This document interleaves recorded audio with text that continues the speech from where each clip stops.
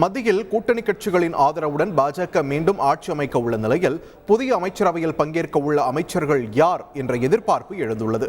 பிரதமர் நரேந்திர மோடி 3வது முறையாக வரும் ஞாயிற்றுக்கிழமை பதவியேற்க உள்ளார்.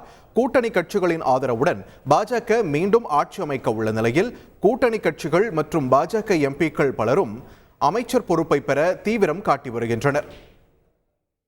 தகுதியான மற்றும் திறமையானவர்களுக்கு வாய்ப்பு வழங்க பிரதமர் மோடி திட்டமிட்டுள்ள நிலையில் பல்வேறு புதுமுகங்களுக்கு வாய்ப்பு வழங்கப்படலாம் என்றும் சில குறிப்பிட்ட நபர்களுக்கு கண்டிப்பாக அமைச்சர் பதவி கிடைக்கும் என்ற எதிர்பார்ப்பும் நிலவுகிறது.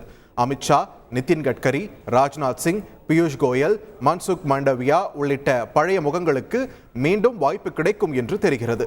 பாஜக தலைவராக உள்ள ஜே.பி. நட்டா, கேரளாவில் முதல் முறையாக பாஜக எம்பியாக தேர்வான நடிகர் சுரேஷ் கோபி ஆகியோருக்கு அமைச்சரவையில் இடம் கிடைக்க வாய்ப்பு உள்ளதாக தெரிகிறது.